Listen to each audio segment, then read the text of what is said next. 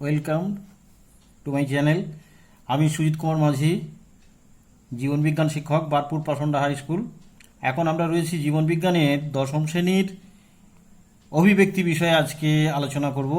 এই জায়গাটায় আমরা রয়েছি, তো চলো শুরু করা যাক। এখন দেখো, পৃথিবীতে এত যে বৈচিত্র্য রয়েছে, এত জীব জন্তু, উদ্ভিদ, গাছপালা থেকে আরম্ভ করে ভাইরাস, ব্যাকটেরিয়া, উন্নত ধরনের উদ্ভিদ, উন্নত থেকে উন্নততর, এগুলো সবই কিন্তু সরল এককোষী জীব থেকে সৃষ্টি হয়েছে। এখন কোটি কোটি বছর ধরে মন্থর, গতিশীল এবং পর্যায়ক্রমিক পরিবর্তনের মাধ্যমে জটিল জীবের সৃষ্টি হয়েছে। পৃথিবীর আবহাওয়া ও গঠন যুগে যুগে পরিবর্তিত হয়েছে এবং সেই পরিবর্তনের সঙ্গে তাল মিলিয়ে সকল জীবদেহ প্রাকৃতিক পরিবেশের বিভিন্নতা অনুযায়ী পরিবর্তিত হয়েছে। সেই জন্য এত যে বৈচিত্র্য আমরা দেখতে পাচ্ছি, এটা অন্য কিছুই নয়, এটা হচ্ছে কি পরিবর্তন, পরিবেশের পরিবর্তন, পৃথিবীর আবহাওয়া, তাপমাত্রার পরিবর্তন, সেই সঙ্গে সঙ্গে জীবের খাপ খাইয়ে নেওয়ার যে একটা প্রক্রিয়া, তো সেই প্রক্রিয়ার জন্যে এই পরিবর্তন অতীতে চলেছে, বর্তমানে চলছে, ভবিষ্যতে চলবে এবং যুগ যুগান্তর ধরেই চলবে। এইটাই হচ্ছে অভিব্যক্তি বা বিবর্তনের একটা ধারণা। যে ইভলিউশন, এই ইভলিউশন কথাটা কিন্তু সর্বপ্রথম ব্যবহার করেছিলেন হারবার্ট স্পেন্সার। তো এই যতটুকু বললাম, এর নিরিখে একটা সংজ্ঞা যদি আমরা স্থির করি, তাহলে সংজ্ঞাটা, অভিব্যক্তির সংজ্ঞা হচ্ছে যে মন্থর, গতিশীল ও ধারাবাহিক প্রক্রিয়ার মাধ্যমে সরল জীব থেকে নানান পরিবর্তনের মাধ্যম দিয়ে বিভিন্ন প্রকার উন্নত জটিল জীবের সৃষ্টি হয়, তাকে আমরা বলতে পারি অভিব্যক্তি বা বিবর্তন বা ইভলিউশন। তো পৃথিবীতে জীবনের উৎপত্তি সম্পর্কে বিভিন্ন মতবাদ প্রচলিত আছে। সেই মতবাদগুলো আমি একে একে আলোচনা করি। তোমরা ক্লাস 9-এ পড়ে থাকবে, এটা নবম শ্রেণীতে এই সব জিনিসগুলো হয়েছিল। প্রথমে হচ্ছে স্বতঃস্ফূর্ত সৃষ্টির মতবাদ, দ্বিতীয় হচ্ছে স্বতন্ত্র সৃষ্টির মতবাদ, 3 নম্বর হচ্ছে কসমিক বা বহির্বিশ্ব মতবাদ, আর চতুর্থ হলো জীবনের রাসায়নিক উৎপত্তি বা কেমোজেনি মতবাদ। এখন দেখো, 1 নম্বর, 2 নম্বর, 3 নম্বর এই মতবাদের কোনো বৈজ্ঞানিক ভিত্তি নেই, এটা মানুষের একটা ধারণার থেকে তৈরি হয়েছিল। কিন্তু একেবারে সর্বশেষ বা চতুর্থ যেটাকে বলছি আমরা কেমোজেনিক থিওরি, অর্থাৎ কিনা জীবনের রাসায়নিক উৎপত্তি, এইটাই কিন্তু গ্রহণযোগ্য, কারণ এটাই বিজ্ঞানসম্মতভাবে এর অনেক প্রমাণ রয়েছে। এখন আমরা দেখব যে ক্লাস 9ম শ্রেণীতে তোমরা যেটা পড়েছিলে, যে রাশিয়ান জীববিজ্ঞানী আলেকজান্ডার ইভানোভিচ অফারিন, নামটা দেখবে, আলেকজান্ডার ইভানোভিচ অফারিন 1924 খ্রিস্টাব্দে একটা গ্রন্থ লিখেছিলেন, যার নাম হচ্ছে the origin of life on earth. এই গ্রন্থে তিনি তার নিজের মতবাদটা প্রচার করেন এবং ঠিক তার 4 বছর পর, অর্থাৎ কিনা 1928 খ্রিস্টাব্দে ইংরেজ জীববিজ্ঞানী যার নাম জেভিয়াস হার্লেন এই অপারিনের মতের সঙ্গে একই রকমের সাদৃশ্যযুক্ত মতবাদ ব্যক্ত করেন। তো এই অপারিন এবং হার্লেন এদের মতে পৃথিবীতে সৌরশক্তি, বৈদ্যুতিক শক্তি এবং তেজস্ক্রিয় শক্তির প্রভাবে পর্যায়ক্রমে সরল যৌগ থেকে জটিল জৈব যৌগের সৃষ্টি হয়েছে। তো এই যে জটিল জৈব যৌগ, এটা কিন্তু তার অরিজিনালি সরল যৌগ থেকে সৃষ্টি, এবং যে ধারাবাহিক প্রক্রিয়ায় জীবনের সৃষ্টি হওয়া সম্ভব, তো সেইগুলো কি?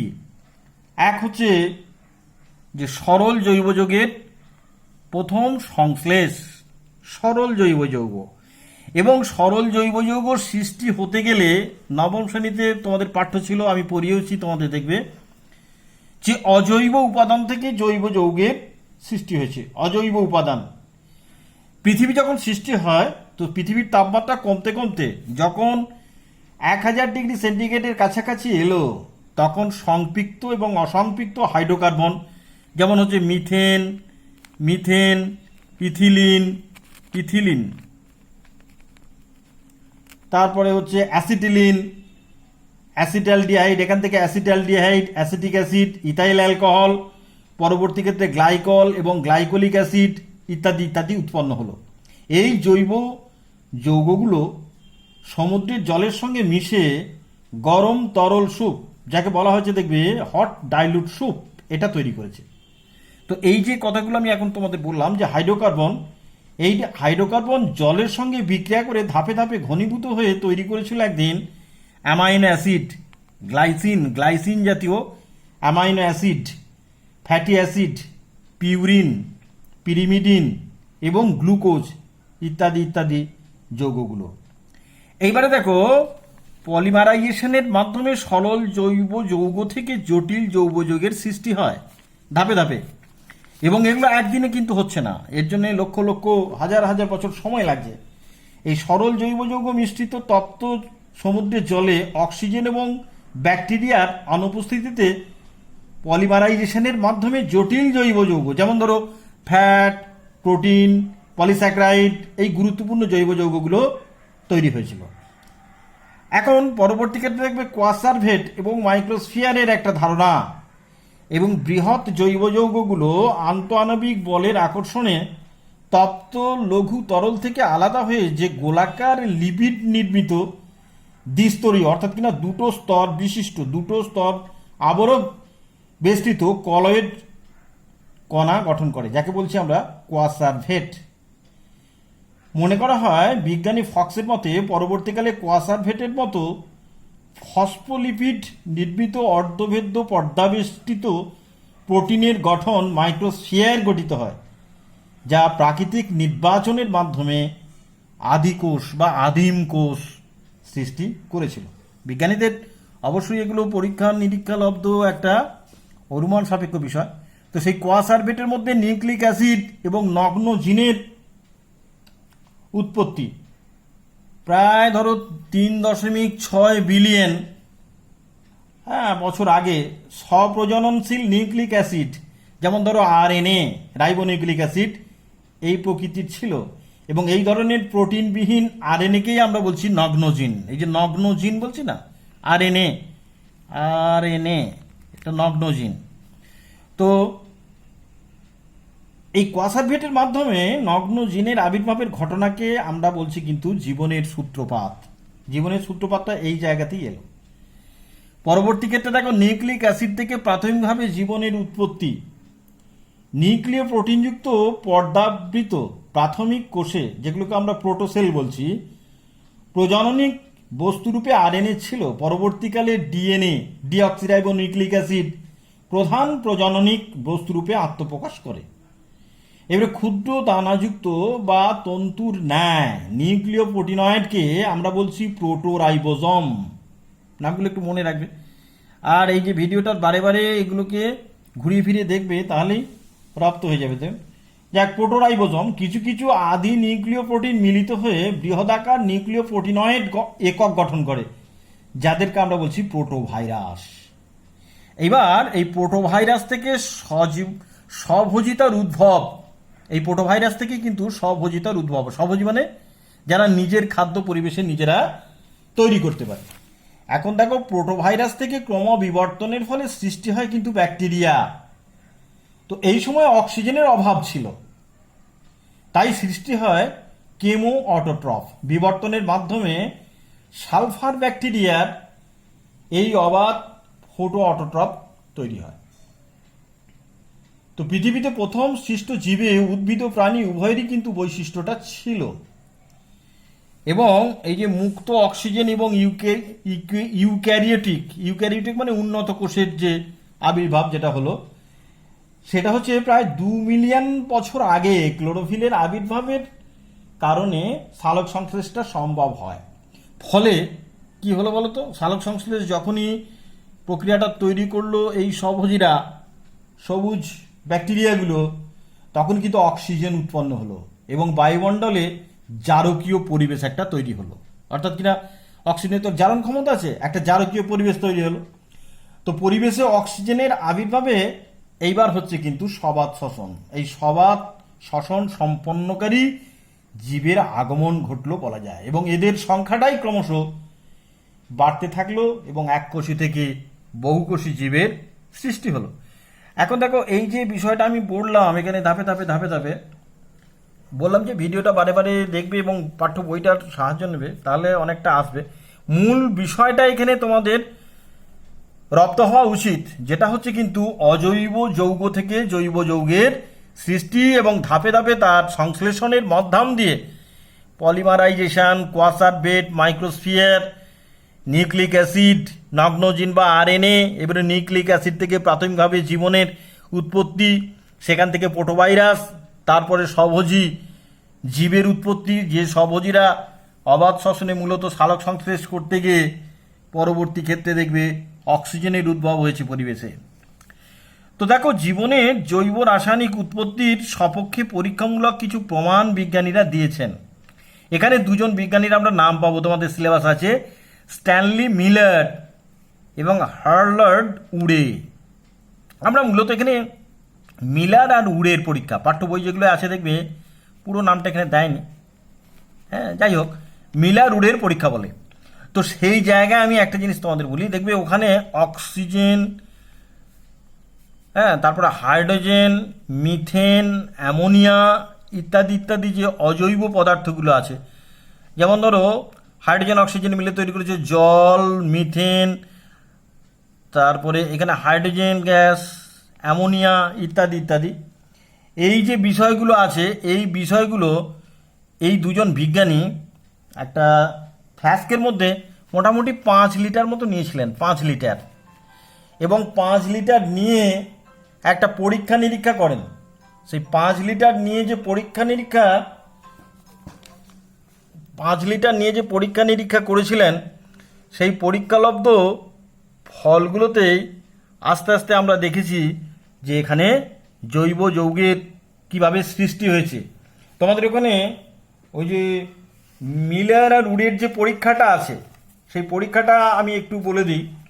ওখানে দেখো একটা ফ্লাস্ক, যেখানে ফুটন্ত জল এবং গ্যাসীয়, তার সঙ্গে একটা নল, ইউনল বলে এটাকে, এই রকমের ইউনল, সেই ইউনলের ওইখানেতেই রয়েছে ওই ফ্লাস্কটা, যেখানে এইগুলোকে 5 লিটারে নেওয়া হয়েছিল, 5 লিটার মোটামুটি। এইটাই লিখবে এখানে, জল, মিথেন, হাইড্রোজেন এবং অ্যামোনিয়া গ্যাস। আর এর সঙ্গে যুক্ত হয়েছিল একটা ফ্লাস্ক, যে ফ্লাস্কের স্টপকক যুক্ত ফ্লাস্ক, যেখানে এখানে একটা স্টপকক লাগানো আছে, নিচের দিকে প্রয়োজনে জলটাকে বের করে দেওয়া যাবে। আর এখানে জলটাকে ফোটানো হচ্ছে, বার্নারে এটাকে জলটাকে ফোটানো হচ্ছে। তারপরে এই দিকের যে নলটা, এই নলটা এসে আবার এখানে মিশছে ইলেকট্রোড, এখানে দুটো ইলেকট্রোড যোগ করে দেওয়া আছে, হ্যাঁ, ধনাত্মক এবং ঋণাত্মক ইলেকট্রোড দুটো যোগ করে দেওয়া আছে।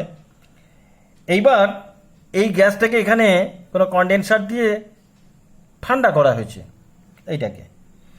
পরে এইখানে একটা স্টপকক লাগিয়ে এইখানে একটা নির্গমন নল দিয়ে একটা বিকারের মধ্যে ধরা হচ্ছে, সেটাই কিন্তু জৈব যৌগ।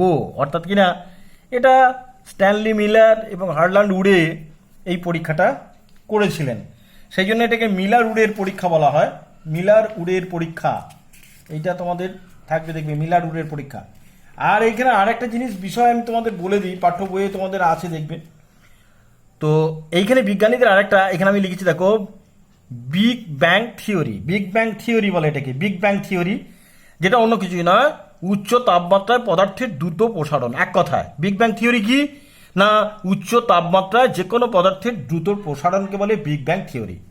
তো এই তত্ত্ব অনুসারে বিশ্ব ব্রহ্মাণ্ডে প্রচণ্ড বিস্ফোরণের সৃষ্টি হয় এবং তারপর হঠাৎ তা শীতল হয়ে পৃথিবীর সব অণু পরমাণুগুলো পরপর সৃষ্টি হয়েছে। আধুনিক বিজ্ঞানীরা কিন্তু এই বিগ ব্যাং থিওরিটাকে সমর্থন করেন। এই যে জীব তৈরির ক্ষেত্রে বিগ ব্যাং থিওরি, এইটা কিন্তু খুব গুরুত্বপূর্ণ একটা পয়েন্ট, এখানে খেয়াল রাখবে। তো এইবার দেখো, জৈব অভিব্যক্তির মূল ঘটনাগুলো কি কি। এক হচ্ছে পৃথিবীর সৃষ্টি। পৃথিবীর সৃষ্টির তো বিভিন্ন রকম মতবাদ আছে, কিন্তু মূল জিনিস হচ্ছে সৌরমণ্ডলের একটা তো অংশ, সৌর পরিবারের একটা অংশ পৃথিবী। বলা হয় একটা বড় নক্ষত্র, খুব ক্ষমতাশালী নক্ষত্র, সূর্যের পাশ দিয়ে দৌড়ে বেরিয়ে যাচ্ছিল প্রচণ্ড গতিতে। সেই সময় সূর্যেরই একটা অংশ ছিঁড়ে বেরিয়ে আসে। ওই বহিরাগত নক্ষত্রের গতিটা এতটাই ছিল, সূর্য থেকে বেরিয়ে আসা অংশটা তার সঙ্গে মিলতেও পারলো না, আবার সূর্যের সঙ্গেও ছিটকে বেরিয়ে আসার জন্যে তার সঙ্গে আবার পুনরায় যেতে পারলো না। যার ফলে হলো কি, সে কিন্তু সূর্যের চারিদিকে ঘুরতে লাগলো, সূর্যের চারিদিকে ঘুরতে লাগলো। এইভাবে দেখবে একটা গ্যাসীয় পদার্থ যখন তাপ হারায়, গ্যাসীয় পদার্থ, সূর্য তো একটা গ্যাসীয় পদার্থ, জ্বলন্ত হাইড্রোজেন গ্যাসের কুণ্ড, তো সে যখন তাপ ছাড়ছে, স্বাভাবিক দেখবে গ্যাস তাপ ছাড়লে, বর্জন করলে হয় তরল, তরল হয়। তো গ্যাসীয় উপাদান, এবং সেই তরল যদি আরও তাপ ছাড়ে তাহলে সেটা কঠিন পদার্থে পরিণত হয়। পৃথিবী সেই অর্থে কিন্তু এখনও তাপ ছেড়ে ওই কঠিনের দিকেই আসছে। এখনও দেখবে পৃথিবীর অভ্যন্তরটা এইরকম তরলীয় অবস্থাতেই আছে। তো যাই হোক, এটা তো পৃথিবীর সৃষ্টির সময় আমরা দেখেছি। এইবারে মূল ঘটনাবলী যেটা হলো সেইটা হচ্ছে যে, ওই যে আমাকে তো প্রমাণ করতে হবে যে পৃথিবীতে জীবনের উৎপত্তি হঠাৎ করে কিন্তু হয়নি। অসংখ্য জৈব রাসায়নিক পরিবর্তন ধীরে ধীরে সংগঠিত হয়ে প্রাণের সৃষ্টি করেছে। পৃথিবীর সৃষ্টি থেকে শুরু করে বর্তমানে উন্নত শ্রেণীর মেরুদণ্ডী প্রাণীর উৎপত্তি হতে কম করে ধরতে পারো 5 থেকে 6 বিলিয়ন সময় লেগেছে, 2-4 হাজার বছর নয়। তো এই সময়ের মধ্যে পৃথিবীতে মানুষের আবির্ভাব হয়েছে, এবং বর্তমানে দেখবে এই নিরিখে বলা যায় মানুষের কিন্তু সর্বশেষ একটা জায়গায় নেই। এরপরেও পরিবর্তনের মধ্য দিয়ে মানুষের পরে অন্য কোনো প্রাণীর আবির্ভাব হতে পারে। তো পৃথিবীর সৃষ্টি থেকে মানুষের আবির্ভাবের যে ধারাবাহিক পদ্ধতির মাধ্যমে হয়েছে, সেটাকে আমি এইরকম দেখাতে পারি যে পৃথিবীর সৃষ্টি, পৃথিবীর উৎপত্তি সম্পর্কে বিভিন্ন মতবাদ তোমাদের যেটা বললাম আমি, তো বিগ ব্যাং থিওরির তত্ত্বটা তুলনামূলকভাবে কিন্তু বেশি গ্রহণযোগ্য। তো এই তত্ত্ব অনুযায়ী মহাজাগতিক থার্মোনিউক্লিয়ার বিস্ফোরণের ফলে প্রায় 15 বিলিয়ন বছর আগে পৃথিবীর সৃষ্টি হয়েছিল। তো পৃথিবী সৃষ্টির আদি লগ্নে পৃথিবী ছিল বিভিন্ন মৌলের উত্তপ্ত গ্যাস এবং বাষ্পের একটি ঘূর্ণায়মান পিণ্ড, তোমাদের যেটা বলেছিলাম আমি এখন। তো এই গ্যাসীয় পদার্থগুলো ক্রমশ ঘনীভূত হয়ে তাদের ঘনত্বের মাত্রা অনুসারে বিভিন্ন স্তরে বিন্যস্ত হয়। যেমন ধরো লোহা, নিকেল, কপার, এই মৌলগুলো পৃথিবীর কেন্দ্র তৈরি করে, ভারী মৌল। আবার সোডিয়াম, পটাশিয়াম, অ্যালুমিনিয়াম, এইগুলো পৃথিবীর কি বলবো যে আবরণ বা খোলকটা তৈরি করে, যাকে বলছি আমরা lithosphere. Hydrogen, helium, argon, carbon, nitrogen, এইগুলো আবার প্রাচীন বায়ুমণ্ডল তৈরি করে। তো এইটা গেল পৃথিবী সৃষ্টির ইতিহাস। এইবারে জীবনের উৎপত্তি, অরিজিন অফ লাইফ, যেখানে বিভিন্ন অজৈব অণু যুক্ত হয়ে জৈব অণু তৈরি করে। আমি তো আগেরগুলো দেখিয়েলাম তোমাদেরকে। এবারে অ্যামাইনো অ্যাসিড, ফ্যাটি অ্যাসিড, মনোস্যাক্রাইড প্রভৃতি জৈব অণু সংযুক্ত হয়ে যে কোষীয় সংগঠন তৈরি করে তা হলো কোয়াসার্ভেট বা প্রোটিনয়েড, প্রোটোবায়ন্ট। এই সকল কোষীয় সংগঠন থেকে তৈরি হলো আরএনএ জগৎ বা প্রোটিন জগৎ। এর থেকে তৈরি হলো পরবর্তী ক্ষেত্রে ডিএনএ এবং প্রোটোভাইরাস। প্রোটোভাইরাস থেকে তৈরি হলো ভাইরাস, ভাইরাস থেকে প্রোক্যারিওটিক কোষ, প্রোক্যারিওটিক কোষ থেকে মেসোক্যারিওটিক, মেসোক্যারিওটিক থেকে কালক্রমে ইউক্যারিওটিক কোষের আবির্ভাব। এবং পরবর্তী ক্ষেত্রে দেখো যে এককোষী জীবের উৎপত্তি, যেখানে জৈব বিবর্তনের সময়ে প্রোটোভাইরাসের উৎপত্তি হয় নিউক্লিয় প্রোটিন থেকে, এবং তার থেকে উৎপত্তি হয় ভাইরাসের। ভাইরাস হলো জীবজড়ের একটা মধ্যবর্তী অবস্থা বা অন্তর্বর্তী ব্যবস্থা। এই ভাইরাস থেকেই তৈরি হলো আদিকোষ বা ব্যাকটেরিয়া। ব্যাকটেরিয়ার মধ্যে আদর্শ নিউক্লিয়াস ছিল না, কিন্তু এরপর তৈরি হলো নিউক্লিয়াসযুক্ত কোষ, এককোষী প্রোটোজোয়া। এককোষী প্রোটোজোয়া তৈরি হলো এরপরে। তো এইবার এই যে পরিবেশে সালোক সংশ্লেষকারী ব্যাকটেরিয়ার অক্সিজেন ত্যাগের সূচনা, যেটা একটু আগে আমি তোমাদের বললাম ঘটনাটা, photosynthetic bacteria begin to release oxygen into the atmosphere. তো বিবর্তনের মাধ্যমে সালফার ব্যাকটেরিয়ার মতো অবাধ শ্বসনকারী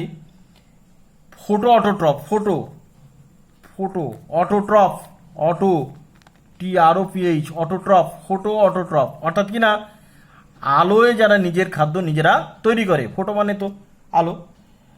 তো প্রায় 2 বিলিয়ন বছর আগে কোনো আদি কোষীয় সংগঠনের ক্রিয়ায় ক্লোরোফিলের আবির্ভাবের কারণে সালোক সংশ্লেষের ফলে অক্সিজেন উৎপন্ন হয়, ফলে বায়ুমণ্ডলীয় জারকীয় পরিবেশের সৃষ্টি হয়। তো অক্সিজেন এলেই একটা জারণ ক্ষমতা চলে এলো। তো নতুন সৃষ্ট ওজোন স্তর সূর্যের অতি বেগুনি রশ্মিকে শোষণ করতে শুরু করলো। ওজনের সংকেত, অক্সিজেনের সংকেত তো O2, তোমরা জানো, ওজন হচ্ছে O3। তো সেই অক্সিজেন থেকে ওজোন স্তর তৈরি হয়ে গেল বায়ুমণ্ডলে, যার ফলে সূর্য থেকে আসা ক্ষতিকারক যে আল্ট্রাভায়োলেট রে, অতিবেগুনি রশ্মি, সেটাকে শোষণ করলো, ফলে পৃথিবীতে জীবের বসবাসের একটা অনুকূল পরিবেশ তৈরি হয়ে গেল।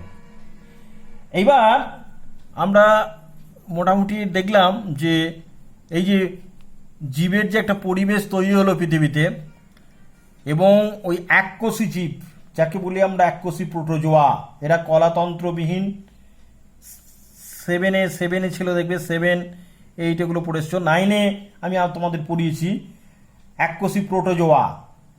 প্রোটোজোয়া যেটা কলাতন্ত্রবিহীন, এবং পরবর্তী ক্ষেত্রে ওই প্রোটোজোয়া থেকে পরিফেরা, প্রোটোজোয়া সেখান থেকে পরিফেরা, তারপরে হচ্ছে মেসোগ্লিয়াযুক্ত দ্বিস্তর বিশিষ্ট এবং তন্ত্রবিহীন বহুকোষী নিডারিয়া, আবার মেসোডামযুক্ত ত্রিস্তর মানে 3টে স্তর বিশিষ্ট প্রাণী টিনোফোরা, যেগুলো চিরুনির মতো দেখতে, আবার 3টে স্তর এবং তন্ত্রযুক্ত হচ্ছে। এবার দেখো আগেকারগুলো ছিল তন্ত্রবিহীন, কালক্রমে এলো তন্ত্রযুক্ত প্লাটি হেলমেন্থিস ফিতাকৃমি, আবার সিউডোশিলমযুক্ত পৌষ্টিকতন্ত্রযুক্ত অনুদীর্ঘ এবং বৃত্তাকার পেশির যুক্ত হচ্ছে হেলমেন্থিস গোলকৃমি, আবার সিলম মানে একটা গহ্বর আর কি, রক্ত সংবহনযুক্ত উন্নত স্নায়ুতন্ত্রযুক্ত একজোড়া সেরিব্রাল গ্যাংলিয়া এবং মস্তিষ্কের উৎপত্তি এখন থেকে এবারে শুরু হলো, এটা হচ্ছে অ্যানিলিডা।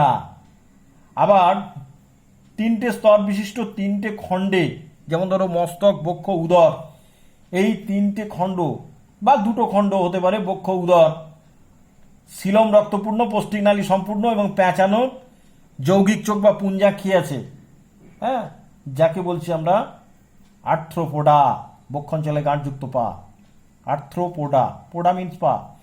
দেহ 3টে স্তর, পৌষ্টিকনালী আছে, পৌষ্টিক গ্রন্থি সুগঠিত, দেহে যকৃত উপস্থিত, জ্ঞানেন্দ্রিয় হিসেবে চোখ আছে, এবং দেখবে মুক্ত এবং বন্ধ সংবহনযুক্ত, মুক্ত এবং বদ্ধ, ওপেন এবং ক্লোজ সার্কুলেশন সিস্টেম যুক্ত প্রাণী মোলাস্কা, ওই শামুক টানুক ইত্যাদি ইত্যাদি।